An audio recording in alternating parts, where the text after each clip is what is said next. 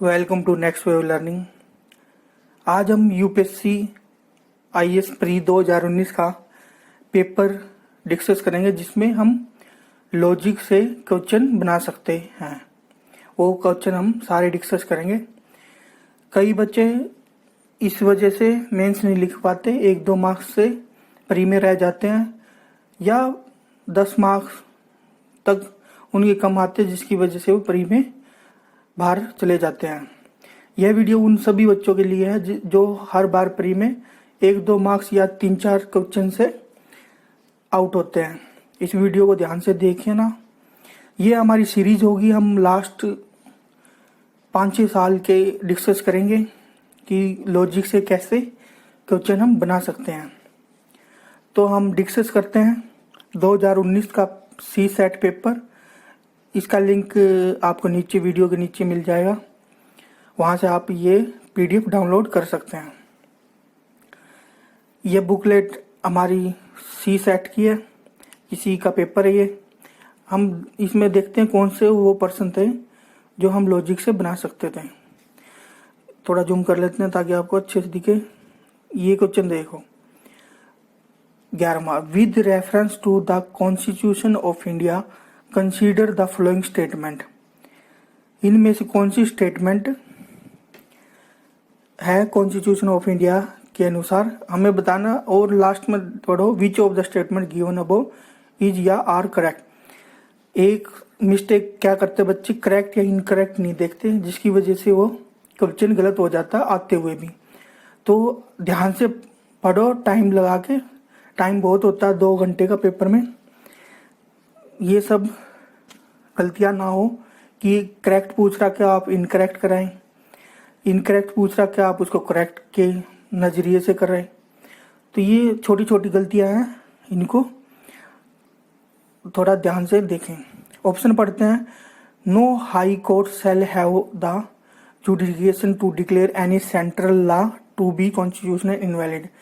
यानी किसी भी केंद्रीय हाई कोर्ट के पास अवैध घोषित करने की उच्च न्यायालय की अधिकार नहीं होता है। तो एनी सेंट्रल लॉ, अगर ध्यान से पढ़ें किसी भी लॉ को, तो ये ऑप्शन हमारा बिल्कुल गलत हो जाएगा, क्योंकि कोई भी लॉ सेंट्रल लॉ बनाएगी उसको हाई कोर्ट में चैलेंज नहीं कर सकते। ये तो लॉजिक नहीं बैठता। तो ये पहला हमारा गलत हो गया। तो ऑप्शन 1 यहाँ से कट गया और ऑप्शन सी भी कट गया। अब ऑप्शन बचता है बी और डी। अब ऑप्शन 2 पढ़ते हैं कि amendment to the constitution of India can not be called into question by the Supreme Court of India. कोई भी जो कॉन्स्टिट्यूशन का अमेंडमेंट हो सुप्रीम कोर्ट में चैलेंज नहीं कर सकते। ये भी हमारा गलत हो गया, क्योंकि बहुत जो भी कॉन्स्टिट्यूशन अमेंडमेंट होते हैं सुप्रीम कोर्ट में चैलेंज होते हैं। तो ये लॉजिक नहीं बैठता कि कैन नॉट नहीं कर ही नहीं सकते। ये कुछ टर्म होती है कैन नॉट वाली, तो इन पे काफ़ी ध्यान दें। तो ये भी हमारा गलत हो गया। तो इस हिसाब से इसमें डी ऑप्शन हमारा राइट हुआ। अगर यहाँ पे बच्चे अगर इसको इनकरेक्ट पूछ रहा होता तो सी ऑप्शन हो जाता। तो इस टाइप से हम क्वेश्चन को बना सकते थे। नेक्स्ट देखते हैं 12वां। ये काफ़ी बच्चों ने गलत किया हुआ। Purchasing power party PP exchange काफ़ी न्यूज में रहा था उस टाइम पे। इसके चक्कर में यूपीएससी ने इस पे क्वेश्चन पूछ लिया। किन्होंने कहा है कि compare price of the same best of good and service in different country में जो प्राइस होता है वो कैलकुलेट करते हैं इससे। तो ये हमारा राइट है। अगर आपने इसकी डेफिनेशन पढ़ी हो, हम इसको एलिमिनेशन से कैसे, लॉजिक से कैसे सोल्व करते हैं वो देखते हैं। ऑप्शन 2 को पकड़ें। इन्होंने यहाँ पे एक मेंशन किया हुआ 6 largest economy in the world. यहाँ पे जो नंबर होते हैं वो हमेशा यानी मोस्टली गलती होते हैं। तो जो नंबर आए उसको तो कंसीडर कम ही करें। इसमें 6 लार्जेस्ट है तो 6 लार्जेस्ट पीबी डॉलर में इंडिया की नहीं थी, 3rd लार्जेस्ट है। तो ऑप्शन 2 कट गया। तो ऑप्शन 1 ही हमारा राइट हुआ। अगर आप इस नंबर को एलिमिनेट कर देते तो 6 लार्जेस्ट वाले को। नेक्स्ट देखते हैं 13 question, with reference to cultivation of kharif crops in India in the last 5 years, consider the following statement. अब इस क्वेश्चन को सोल्व करने का बेस्ट क्या था लॉजिक से, इसमें ऑप्शन देखो और एक ही ऑप्शन है जिसमें 4 नहीं दिया हुआ है। ए में 1 3 दिया हुआ, 2 में भी 4 है, 3 में भी 4 है और डी में भी 4 है। अगर हम ऑप्शन 4 को अगर स्टेटमेंट 4 को हम एलिमिनेट कर दें तो हमारा डायरेक्ट आंसर आ जाएगा। इस क्वेश्चन में सिर्फ स्टेटमेंट 4 को पकड़े आप। 4 स्टेटमेंट क्या कहती हैं, जो एरिया है अंडर शुगर केन, जो गन्ने का एरिया है वो निरंतर कम हो रहा है। यानी ये टर्म काफ़ी इंपॉर्टेंट है, इसको हमेशा गलती होती है इस टाइप से, स्टेडीली इंक्रीजिंग, स्टेडीली डिक्रीजिंग, इस टाइप से। तो ऐसा हो नहीं सकता कि लगातार कम हो रहा है। तो ये ऑप्शन हमारा गलत हो गया, तो इसके ऑप्शन एलिमिनेट करते ही हमारा राइट आंसर आ चुका है जो कि ए है। हमें 2 के बारे में ना भी पता हो कि area under the cultivate of jowar is more than oil seed, हो भी सकता है, नहीं भी हो सकता। अगर नहीं भी पता हो तो हम आंसर निकाल सकते थे इस क्वेश्चन का भी। अब बात करते हैं 14वां की, इनमें से कौन सा एग्रीकल्चर कम्युनिटी है जो इंडिया ने इंपोर्ट किया है हाईएस्ट इन लास्ट 5 साल में। तो ऑप्शन देखते हैं, spicy food, fresh food, pulse, vegetable oil. तो देखो इसको एलिमिनेट कैसे करते हैं। दालें जो है भारत में बहुत ज़्यादा होती हैं क्योंकि भारत में दाल रोटी का चलन है, और फ्रेश फूड भी होते हैं, और मसाले इंपोर्ट करता है, मगर हाईएस्ट पूछ रखा था इसमें। तो एक ही ऑप्शन जो फिट बैठता है वो है ऑयल का, वेजिटेबल ऑयल का। तो ये हमारा आंसर हो गया राइट। अब बात करते हैं नेक्स्ट क्वेश्चन की, 15वां। ये पॉलिटिक्स से रिलेटेड था, इसमें लक्ष्मीकांत पढ़ने की जरूरत ही नहीं थी इस क्वेश्चन में, ये लॉजिक से इजीली सोल्व हो सकता था। इसमें कह रखा है, in the content of polity which flowing समांतरता के अनुसार इसमें से कौन सा राइट है। ऑप्शन सबसे पहले इसमें ऑप्शन ध्यान से पढ़ें। प्रोटेक्शन अगेंस्ट द, यानी इन्होंने क्या है, राजनीतिक शासकों की तानाशाही के विरुद्ध संरक्षण। ये तो गलत है कि जो है समतरता राजनीतिक शासकों की जो तानाशाही होती है उसके खिलाफ हो। ये तो ऑप्शन हमारा गलत ही है, इसका तो कोई मैच ही नहीं है यहाँ पे। अब बात करते हैं दूसरा, निरंतर का अभाव, ये भी नहीं है।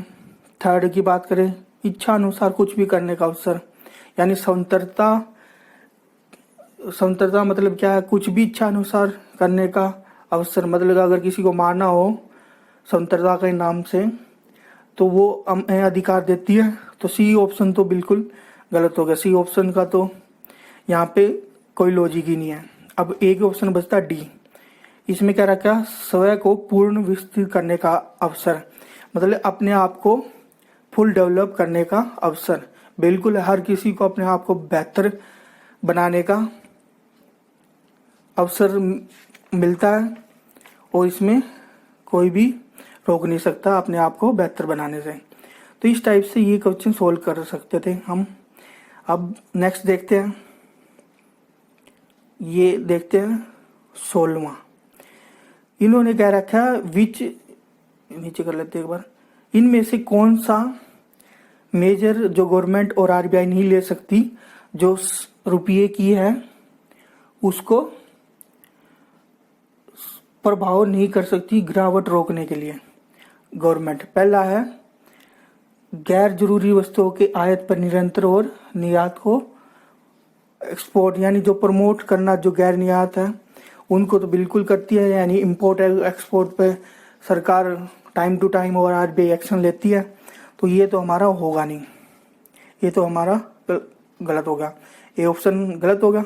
मतलब इसमें हमें नोट बताना है उसके अकॉर्डिंग।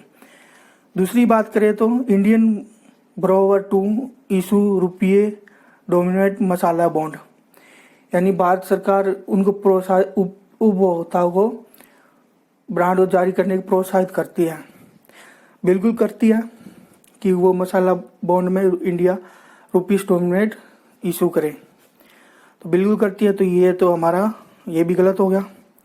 अब थर्ड करते हैं, विदेशी विजाती उधारी से संबंधित दिशाओं को आसान बनाना, यानी आरबीआई इस पे एक्शन लेती है। जो एक्सटर्नल कमर्शियल ब्रोविंग होती है उसको इजी कंडीशन हो, तो ये तो करती है आरबीआई। ये भी हमारा नहीं हुआ। एक ऑप्शन बचता है डी, जो कि है हमारा राइट आंसर।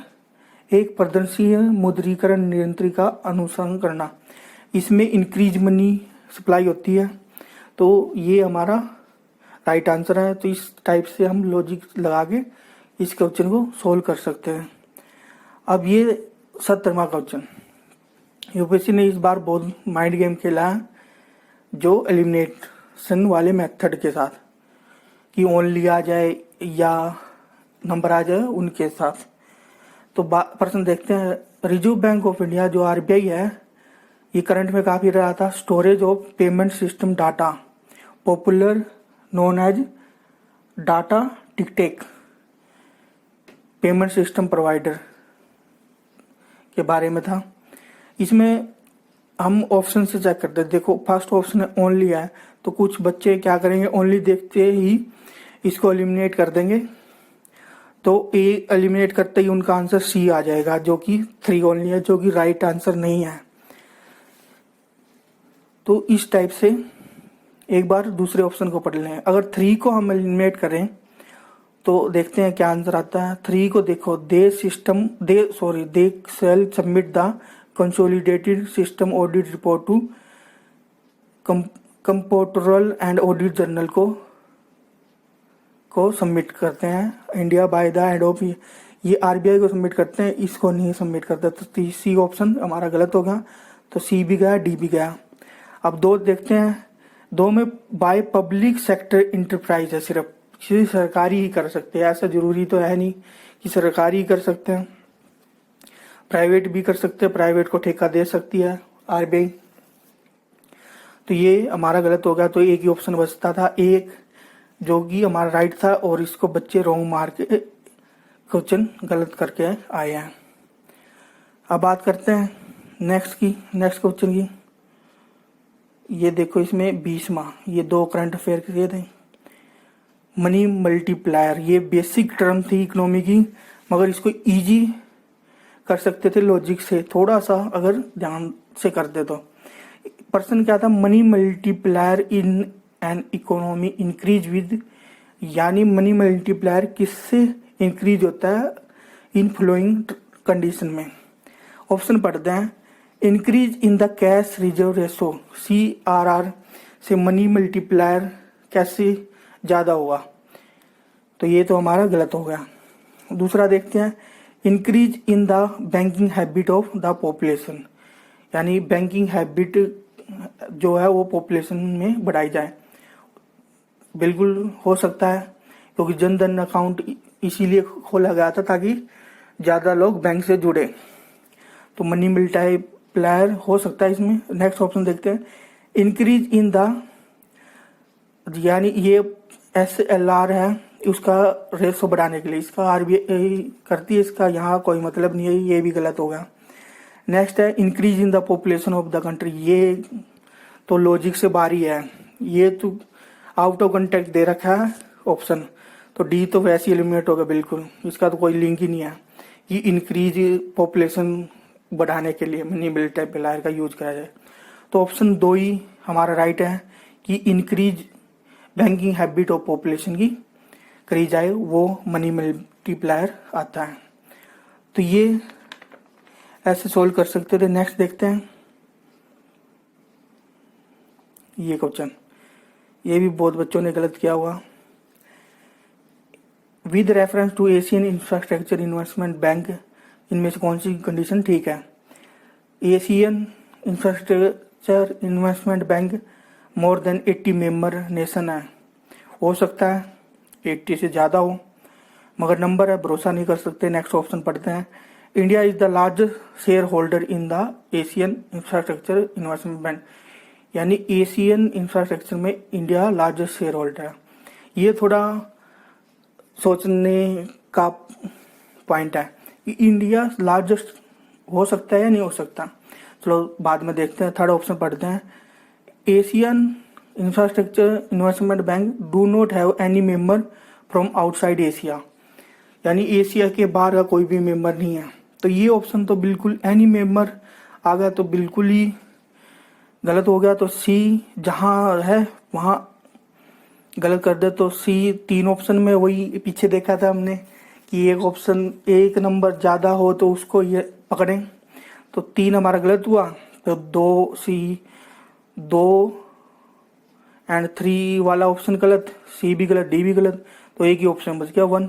अगर किसी को 2 में कंफ्यूज हो कि लार्जेस्ट शेयर होल्डर है तो ऐसे 3 ऑप्शन काटते ही आंसर आ जाएगा। इसमें 97 मेंबर है और India second largest share holder है, चाइना पहले नंबर पे है इसमें। अब बात करते हैं नेक्स्ट पर्सन की कि इसको लॉजिक से कैसे सोल्व कर सकते थे। ये देखो ICAR के ऊपर था, इंटर क्रेडिटर एग्रीमेंट। ये काफ़ी न्यूज में रहा है 2 साल से, इसलिए यूपीएससी ने इसको पूछा। यानी ये अगर पता है तो तभी हो सकता था अगर इसको पढ़ा हो, क्योंकि इसमें 3 और 4 ऑप्शन में थोड़ी गड़बड़ हो सकती थी। तो ये लॉजिक से नहीं हो सकता था। नेक्स्ट देखते हैं ये वाला। Chairman of public sector bank are selected by, जो पब्लिक सेक्टर बैंक का चेयरमैन उसको सिलेक्ट कौन करता है, ये काफ़ी न्यूज में था। अब ऑप्शन देखते हैं। RBI, bank board bureau, union minister of finance, management of concern bank. D तो इन लॉजिक है, तो डी तो वैसे ही गलत हो गया यहाँ पे। डी का तो नहीं होगा। अब बात करते हैं यूनियन मिनिस्टर ऑफ फाइनेंस, यानी जो यूनियन मिनिस्टर होगा फाइनेंस का वो करता है, हो भी सकता है। RBI करती है, RBI नहीं करती पब्लिक सेक्टर बैंक का, या तो यूनियन मिनिस्टर ऑफ फाइनेंस करती है। तो सी भी गलत हमारा, और एक ही ऑप्शन बैंक बोर्ड ब्यूरो। तो इस टाइप से ये पर्सन सोल्व कर सकते थे। नेक्स्ट देखते हैं 29वां। ये देखें, the economics cost of food grain to the Food Corporation of India is minimum spot price and bonus if any paid to the farmer. को अगर पेड करना हो तो किसके साथ ऐड होगा, मतलब क्या और ऐड होगा। ट्रांसपोर्ट कॉस्ट ओनली, यानी सिर्फ ट्रांसपोर्ट कॉस्ट मिलेगी, यानी ओनली है, ओनली वैसे ही गलत होता है। तो 1 और 2 तो बिल्कुल गलत हो गया, इंटरेस्ट कॉस्ट ओनली और ओनली की वजह से। अब सी और डी में है। डी पढ़ते हैं सबसे पहले। चार्ज फॉर गोदाम, जो गोदाम का चार्ज है वो लेती है, वो देगी है नहीं, यानी चार्ज का गोदाम प्लस में कैसे मिलेगा, नहीं मिलेगा। सी देखते हैं डिस्ट्रीब्यूशन कॉस्ट, हाँ ये हो सकता है क्योंकि उसको लेबर खर्चा आता है और भी आता है, उसमें ट्रांसपोर्ट भी आया, सब कुछ आ गया। तो सी हमारा राइट हुआ। तो इस तरह से इस क्वेश्चन को हम सोल्व कर सकते थे। अब नेक्स्ट देखते हैं ये, इन the content of any country, किसी भी कंट्री के कंटेंट में कौन सा ठीक है इसमें से सोशल कैपिटल को लेके। तो इसमें देखो पहले 2 ऑप्शन तो आउट ऑफ कंटेंट है कि जो पढ़े लिखे हैं उनकी पॉपुलेशन, उनका अनुपात और stock of it building other infrastructure machine का सोशल कैपिटल से कोई लेना देना नहीं है। तो ए बी तो बिल्कुल इनलॉजिकल है यहाँ पे, तो ये तो बिल्कुल गलत हो गया। अब सी और डी में देखते हैं। The size of population in the working age group, यानी सोशल कैपिटल में साइज देखा जाता है वर्किंग पॉपुलेशन का। तो ये तो हो सकता है डी पढ़ते हैं। Level of mutual trust and harmony in the society, ये बिल्कुल ठीक है। ये थोड़ा साउंड ज़्यादा देता है सी के मुकाबले। तो ऑप्शन, यानी समाज में आपसी भरोसा और समझन का संतर होना चाहिए। यानी अगर समाज में आपसी भरोसा ही नहीं होगा तो सोशल कैपिटल कैसे होगी। तो ये बिल्कुल ठीक है डी। तो ये हमारा राइट आंसर हुआ। अब बात करते हैं नेक्स्ट See, ये with reference to management of minor mineral in India, ये स्टैटिक पोर्शन है, मगर इसको हम कैसे सोल्व करेंगे। हम इसमें 3 ऑप्शन, देखो 3 ऑप्शन को पकड़ते हैं, या 3 ऑप्शन सब में तो 3 तो होगा ही होगा, और 1 और 2 को देखते हैं। सबसे पहले 2 को देखते हैं कि 2 अगर एलिमिनेट होता है तो हमारे पास 2 ऑप्शन बचेंगे, ए और सी। ये लास्ट में देखें बी की स्टेटमेंट, सेंट्रल गवर्नमेंट, यानी इनका रूल फॉर्मेशन का सेंट्रल गवर्नमेंट के पास होता है। ये गलत है। मिनरल स्टेट आता यानी send under section 3C of the mineral mine and mineral act 1957 के अकॉर्डिंग जो मिनरल होते हैं वो स्टेट सब्जेक्ट होते हैं, तो स्टेट गवर्नमेंट उनके ऊपर पावर या जो भी लॉ बनाने हो स्टेट गवर्नमेंट करती है, सेंटर का यहाँ कोई रोल नहीं होता। तो बी ऑप्शन हमारा गलत होगा क्योंकि 2 एलिमिनेट किया और डी ऑप्शन भी हमें एलिमिनेट किया। अब 1 में देखें, sand is a minor mineral according to the prevailing law in the country, ये ठीक है। तो इस टाइप से हम इसको सोल्व कर सकते थे। नेक्स्ट देखते हैं, विच of the following is not include in the asset of a commercial bank in India, यानी जो कॉमर्शियल बैंक हैं उनकी एसेट कौन सी नहीं है इनमें से। Advance deposit, investment, money at call and short notice. Asset का मतलब है जो उससे कमाई करता है, यानी डिपॉजिट उसकी एसेट होती है, time and demand deposit. Investment, money at call and short notice, ये लोन होती है, ये एसेट नहीं होती इनकी। तो इस टाइप से हम इसको सोल्व कर सकते थे। नेक्स्ट देखते हैं, ये वाला, ये काफ़ी बच्चों ने गलत किया है, इसको कैसे हम सोल्व कर सकते थे वो देखते हैं। As per the solid waste management rule 2016 in India, which of the following statement correct, इनमें से कौन सी स्टेटमेंट करेक्ट है। तो देखते हैं इसको कि इनमें से कौन सी स्टेटमेंट करेक्ट है। Waste generator has to segregate waste into 5 category. अब यहाँ पे 5 कैटेगरी है, नंबर है तो 5 कैटेगरी से ज़्यादा भी हो सकता है, कम भी हो सकता है, तो इसलिए इसको हम कंसीडर नहीं करेंगे। दूसरा ऑप्शन पढ़ते हैं, the rule are applicable to notified urban local bodies, notified town and all individual township only. यहाँ पे ओनली वर्ड्स आ गया, तो ओनली आगा सिर्फ उसी पे अप्लीकेबल होगा, ये तो कहीं की बात नहीं हुई, तो बी ऑप्शन हमारा एलिमिनेट होगा। ए हमारा डाउट में है कि 5 हो सकती है, ज़्यादा भी हो सकती, कम भी हो सकती, बी हमारा ऑप्शन यहाँ से कट गया। सी देखते हैं अब, the rule provide for extend and elaborate criteria for the identification of site for landfill and waste processing facility, ये हमारा हो सकता है। डी एक बार चेक कर लेते हैं, मैंडेटरी, ये मैंडेटरी आगा, मस्ट, ये काफ़ी टर्म होती है जिनको आपको चेक करना होता है कि है या नहीं। मैंडेटरी यहाँ पे आ गया, तो ये तो हो नहीं सकता कि हो पार्ट हो सकता है इसका, तो ये तो हमारे एक और टर्म है इसमें, can not be move to another district. Waste generator जा सकते हैं एक डिस्ट्रिक्ट से दूसरे डिस्ट्रिक्ट में, तो ये डी भी हमारा गलत हुआ।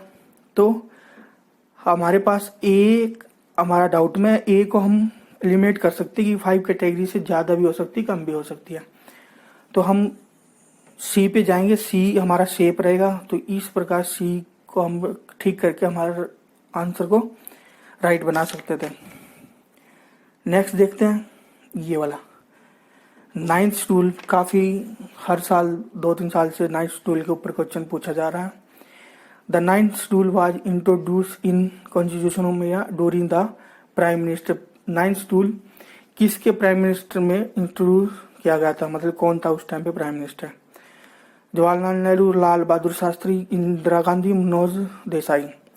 तो यहाँ पे लॉजिक सिंपल था, अगर 9th शेड्यूल आपने थोड़ा सा भी याद हुआ हो पता होगी 9 शेड्यूल कब आया था, 1951 में। तो उस टाइम पे किसकी सरकार थी, हमारे फर्स्ट प्राइम मिनिस्टर थे जवाहरलाल नेहरू। तो वहाँ से कनेक्ट करके हम इसको बना सकते थे, या ऐसे भी सोच सकते थे 9 शेड्यूल है, 9 शेड्यूल इंदिरा गांधी पे कैसे आ सकता है, क्योंकि 1975 उस टाइम तक सिर्फ 9 ही शेड्यूल आए, तो ये गलत हो सकता है। तो इस टाइप से हम इस क्वेश्चन को सोल्व कर सकते थे। थोड़ा सा अगर आप सोच के वहाँ पे करें तो।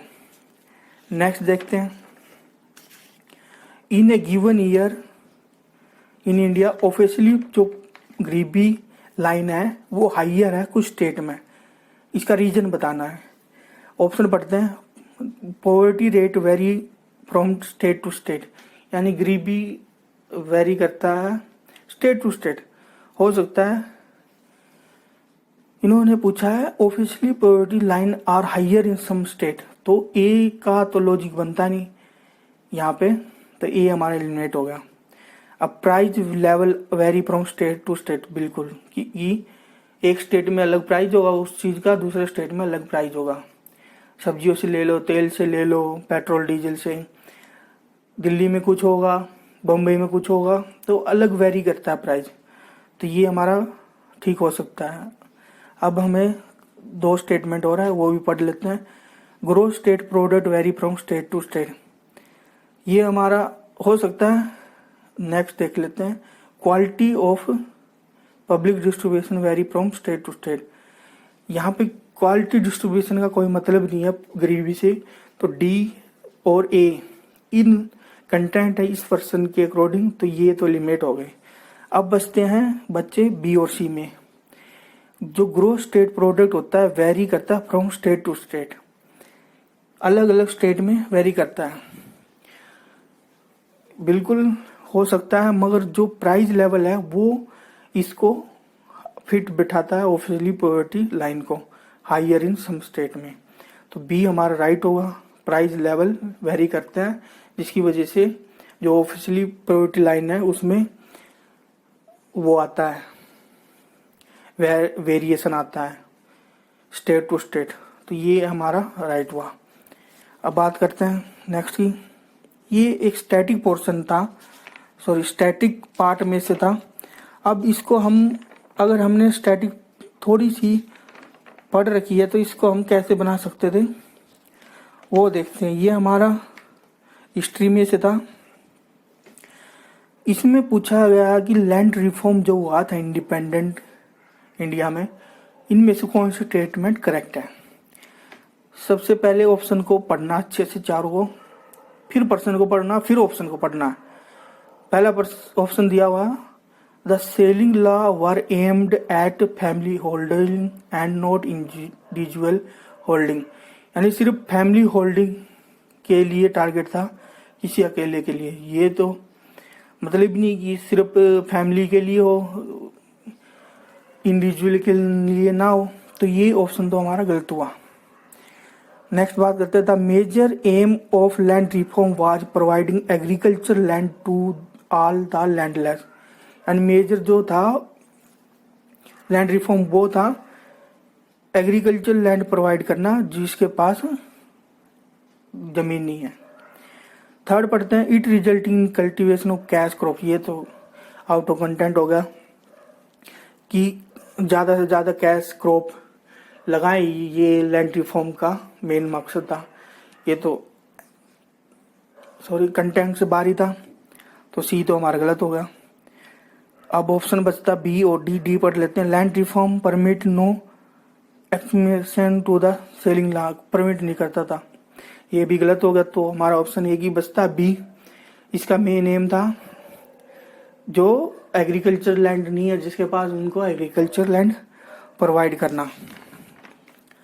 नेक्स्ट देखते हैं, ये हमारा मेडिवल इंडिया से था स्टैटिक पोर्शन, इसको हम कैसे सोल्व करेंगे वो डिस्कस करते हैं।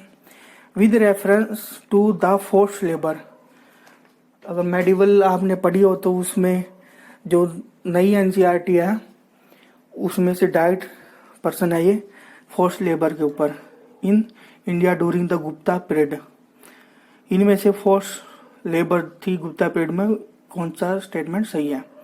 पहला पढ़ते हैं, it was consider a source of income for the state a sort of tax paid by the people, यानी सोर्स होता था इनकम का स्टेट के लिए जो टैक्स पेड करते थे पीपल। हो सकता है, इसको होल्ड पे रखते हैं। नेक्स्ट बात करते हैं, it was totally absence in the Madhya Pradesh and Kathiawar region of Gupta empire, यानी टोटली आ गया ना, ये टर्म जहाँ गया टोटली एब्सेंस, तो ये तो हमारा गलत होगा। टोटली यानी टोटली नहीं आता फिर स्टेटमेंट कंसिडरेबल था, यहाँ पे टोटली आ गया तो ये हमारा रॉन्ग होगा स्टेटमेंट, बी ऑप्शन हमारा एलिमिनेट होगा।